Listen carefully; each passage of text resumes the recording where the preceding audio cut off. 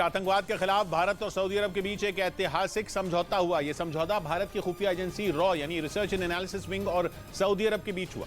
माना जा रहा है कि इस डील से पाकिस्तान की नींद उड़ जाएगी, क्योंकि अब सऊदी अरब भारत की खुफिया एजेंसी रॉ के साथ मिलकर आतंकवाद की कमर तोड़ने का काम करेगा। यानी सऊदी अरब आतंकवाद के खिलाफ लड़ाई में भारत का एक अहम साथी बन जाएगा, क्योंकि रॉ और सऊदी अरब के बीच आतंकवाद से लड़ाई पर एक ऐतिहासिक समझौता हुआ है, जिसके मुताबिक सऊदी अरब की सुरक्षा एजेंसी भारतीय खुफिया एजेंसी के साथ मिलकर काम करेगी और दोनों आतंकी घटनाओं और उसकी फंडिंग पर लगाम लगाएंगी। कुछ रोज पहले भारत और सऊदी अरब के बीच हुई इस डील को वहां की कैबिनेट की मंजूरी भी मिल गई, जिसके बाद ये माना जा रहा है कि पाकिस्तान की नींद उड़नी तय है। क्योंकि आतंकवाद के मुद्दे पर पाकिस्तान कई बार दुनिया के सामने बेनकाब हो चुका है। भारत ने कई बार अंतर्राष्ट्रीय मंचों पर भी यह साबित किया है कि आतंकी संगठन पाकिस्तान में बैठकर न सिर्फ साजिश रचते हैं बल्कि हमलों को भी अंजाम देते हैं। और इसी वजह से कई बार दुनिया भर में पाकिस्तान की भद्द पिट चुकी है, लेकिन इस बार उसे बहुत तगड़ा झटका लगा है, क्योंकि उसका दोस्त सऊदी अरब आतंक के खिलाफ लड़ाई में भारत के साथ खड़ा हो गया, जिसकी तरफ पाकिस्तान बड़ी उम्मीद भरी नजरों से देख रहा था। और वो ऐसा मान रहा था कि सऊदी अरब उसे भारी भरकम रकम देकर दिवालिया होने से बचा लेगा। हालांकि सऊदी अरब ने पैसे देने से इनकार करके तब भी पाकिस्तान को झटका दिया था, लेकिन अब आतंक के मुद्दे पर भारत के साथ आकर उसने पाकिस्तान के होश उड़ा दिए, क्योंकि दोनों देश मिलकर जब भी आतंकवाद के खिलाफ कोई बड़ा कदम उठाएंगे तो पाकिस्तान में छिपे आतंकी उनके निशाने पर होंगे। और भारत के साथ साथ सऊदी अरब भी अब आतंकवाद पर पाकिस्तान की पोल खोलेगा।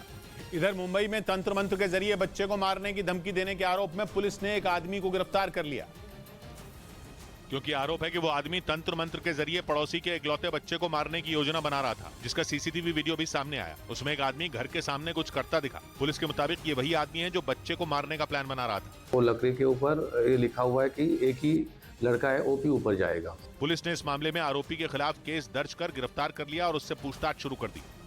उधर पश्चिमी मीडिया के मुताबिक रूस की फौज ने यूक्रेन के ओदेसा शहर में बड़े पैमाने पर ड्रोन अटैक किए। दावा है कि रूस के ड्रोन हमले वहां पूरी रात जारी रहे और इन हमलों में ओदेसा के बंदरगाह को भी निशाना बनाया गया। पश्चिमी मीडिया के मुताबिक रूस की फौज ने काला सागर के किनारे पर बसे यूक्रेन के ओदेसा शहर पर एक के बाद एक 17 ड्रोन लॉन्च किए। हालांकि यूक्रेन के रक्षा मंत्रालय ने दावा किया कि रूसी ड्रोन के ओदेसा की सरहद में दाखिल होते ही उनके एयर डिफेंस सिस्टम एक्टिव हो गए और उन्होंने रूस के 17 में 14 ड्रोन को हवा में ही तबाह कर दिया। लेकिन इसी दौरान रूस का एक ड्रोन ओदेसा की एक इमारत से टकरा गया, जिससे इमारत में आग लग गई। हालांकि दमकल कर्मियों ने वक्त रहते आग पर काबू पा लिया, जिसकी वजह से इस घटना में कोई भी घायल नहीं हुआ।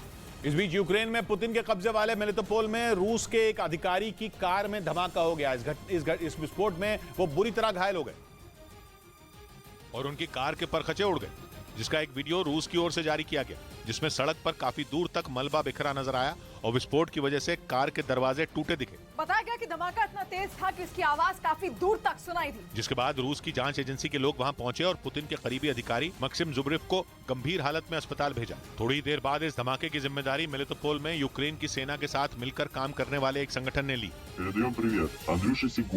बीते 3 दिन में पुतिन के करीबियों पर हुआ ये दूसरा बड़ा हमला था।